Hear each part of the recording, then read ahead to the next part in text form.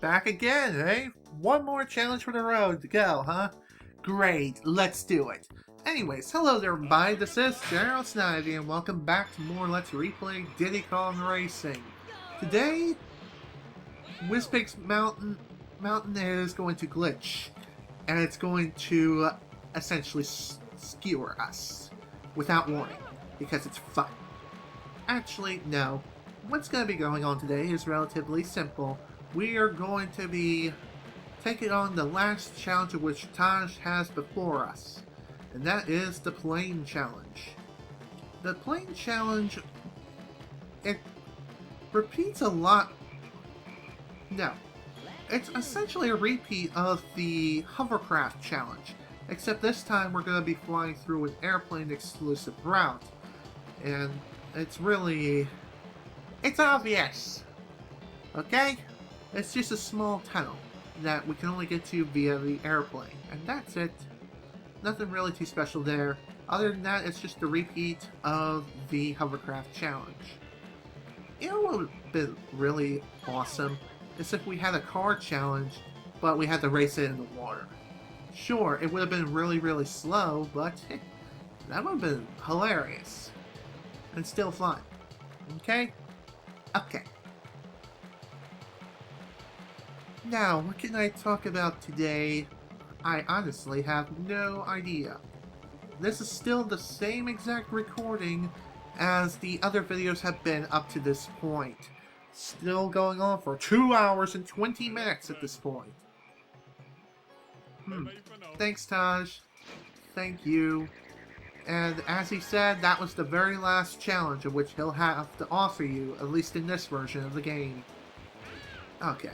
Ow. What the F? Come on, get inside! Get inside! Thank you. Alright, time to enter the next world, which is Dragon Forest. Honestly, I feel like, in my honest opinion, this is the hardest world in the entire game. And the sole reason is due to the Silver Coin Challenge, but we're not going to worry about that right now. Instead, we're going to take on Windmill Plains. Also, I haven't mentioned this yet, but this is one of 2 exceptions in which the trophy race goes out of order. Out of track order, that is.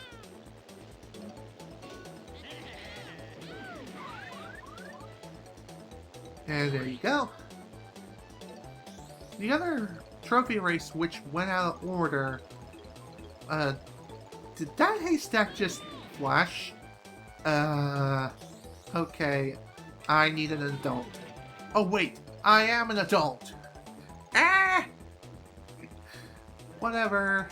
Moving on. What was I saying now? Oh yeah, talking about the other exception. It's Dragon Forest and also Sherbert Islands. Sherbert Islands I've only just noticed is the other exception in which the courses go out of order. So, there's that. That tiny bit of trivia for you. I wonder what hilarious glitchy shenanigans we'll run into today, other than the whole creepy haystack flash.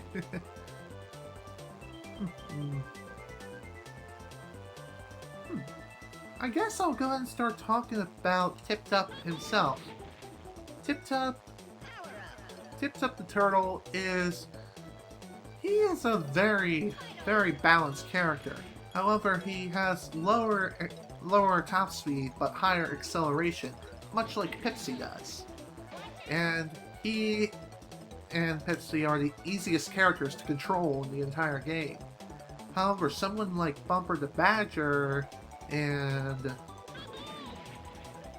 Bumper the Badger, he's not so easy to control, except, no.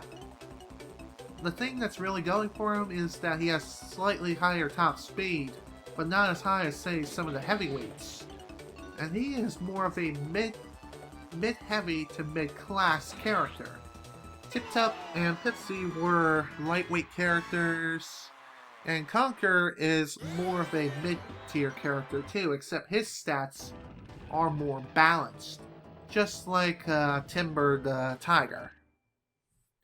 which I will show him off eventually.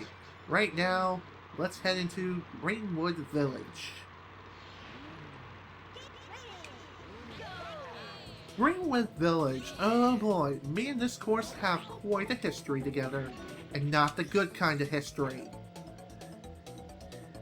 You want to know what that history is? It's the Silver Coin Challenge. The Silver Coin Challenge here is the hardest Silver Coin Challenge in the entire game. Although it can't really hold a candle to that of the Adventure 2 coins, but whatever. Out of all the Silver Coin Challenges in Adventure 1, so the Greenwood Village has the hardest ones, in my opinion. I wonder what your opinion is. What course in the game do you think has the hardest Silver Coin Challenge? Let me know in the comment section down below. And also, one thing worth pointing out too, I'm talking about Adventure 1, not Adventure 2. Okay? Okay.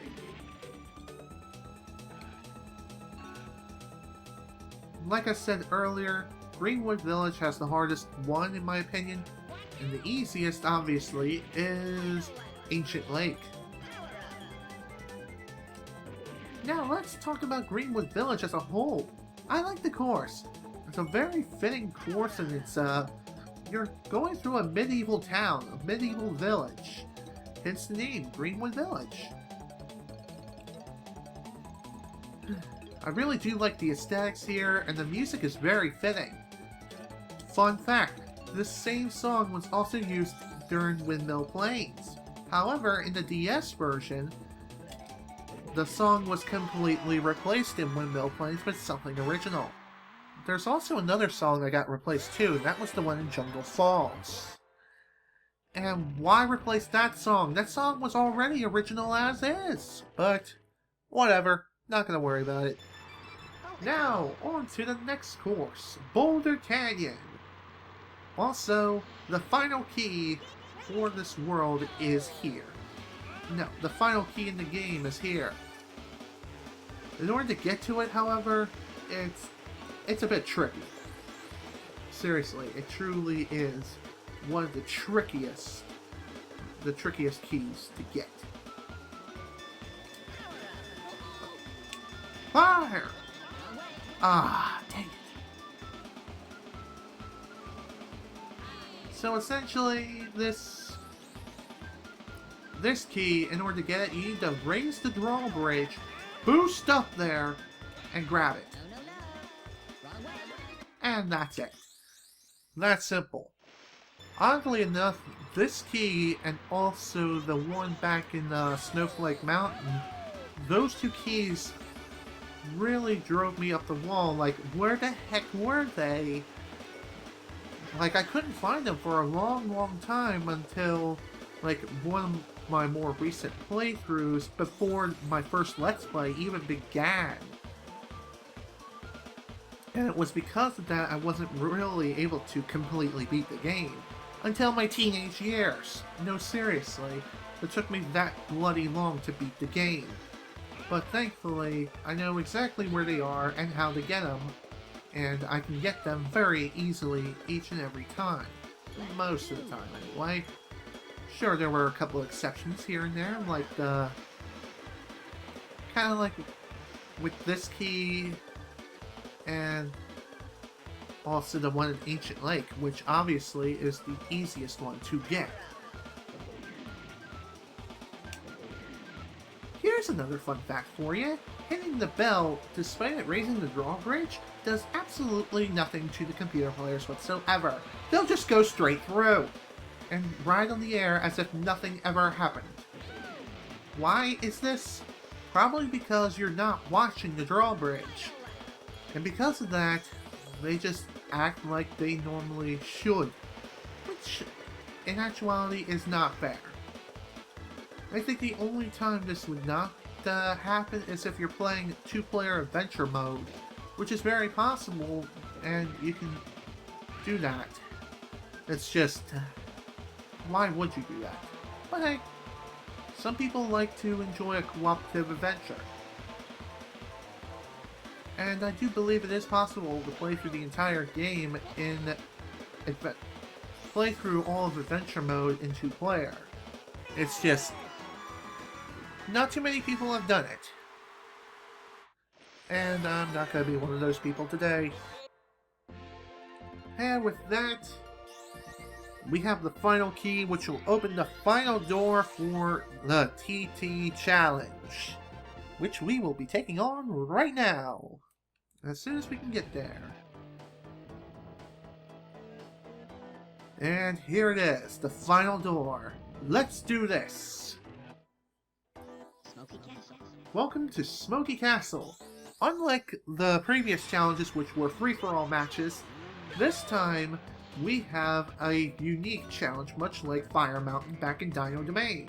In this challenge, we need to collect 10 bananas in order to win the entire challenge.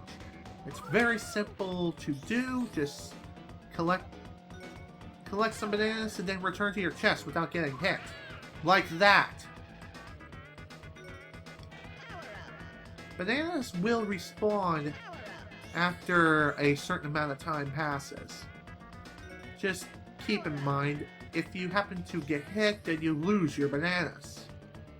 I don't think I even mentioned this yet, but if you happen to get hit during a regular race, you'll lose some bananas of which you had up in your possession.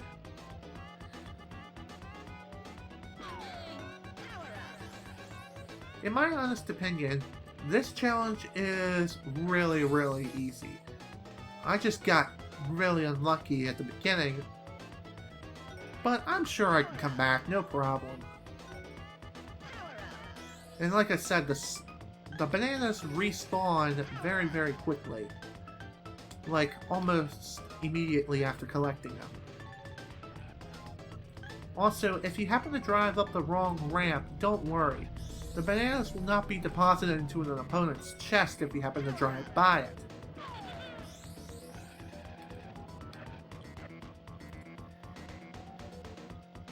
One other thing worth noting is that the banana, you can only carry up to 2 bananas at a time, so you can't just hold up the 10 bananas and then deposit them all and instantly win. That's not how it works. I think the developers, which is Rare, quite literally, the company Rare, they developed this game. Either way, they probably did this just to keep the game balanced. Which is understandable, but still, I feel like it adds more time than necessary. But hey, that's just me. I'm cool with it. It also makes the game that much more interesting, because this is the easiest challenge in the entire game.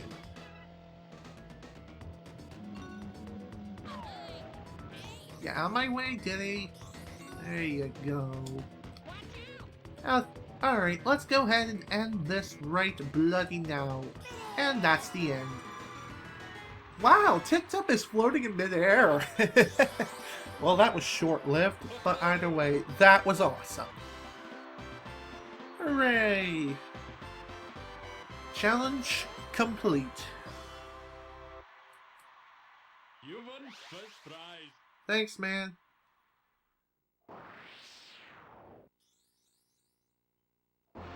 And with that, the TT amulet is complete. And we need to use this to open the TT door. Where is it? It is somewhere within this game. And that place is a secret. It's a secret to everybody. Wink, wink, nudge, nudge. Wah. Okay, enough of that. Let's move on to the next course. Haunted Woods. I wonder if we'll meet James Woods. That would be awesome. Is it me, or was James Woods the actor who played as Hades in the Disney iteration of Hercules? I think it was. It was James Woods. I mean, I was able to recognize his voice when CinemaSins was doing everything wrong with Final Fantasy The Spirit Within movie. Either way, James Woods. Haunted Woods. I wonder if we'll see his ghost. Woo! Probably not. Thankfully, James Woods is still with us. At least as I'm recording this video. speaking of which, did you guys hear that Muhammad Ali recently died? It's quite sad. I heard that he is like the greatest boxer of all time, and he recently passed away at the age of 77. It's really sad if you really think about it. Although I didn't really meet Muhammad Ali, nor do I know too much about him, but either way, it's still sad to see another legend gone. I mean, who's next? I don't even want to mention it. I really, really do not. If we can stop losing legendary people and instead take one of the Kardashians or some other politician, that would be great. Actually, that's a picture I saw on the internet at one point or another. I think it was on a Facebook post. Excellent. Now I challenge you to a race. Challenge accepted. Okay, let's stop talking about depressing things and get on with the next race. And hey, get back here, you freaking jerk! Man, you suck, you stupid freaking dragon. I guess you're really, really that freaking scared of me, huh? Oh, okay, what? Man, stupid windmill. That's the thing about the dragon.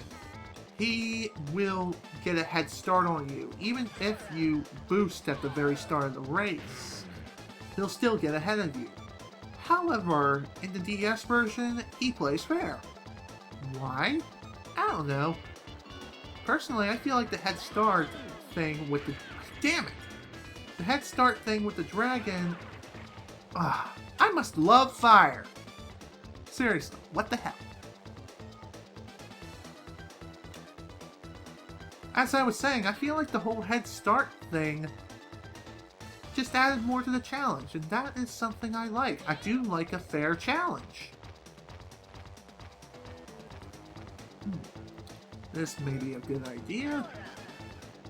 Why don't we use it? If I don't hit the damn tree! Oh my god. Fire!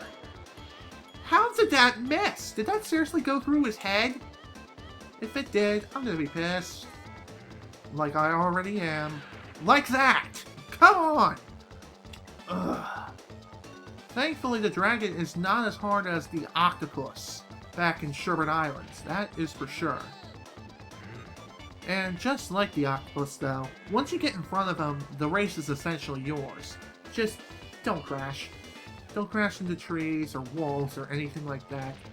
Also, try not to hit some of the fire which lingers on throughout the course either. If you hit one of those, then you're going to be in trouble.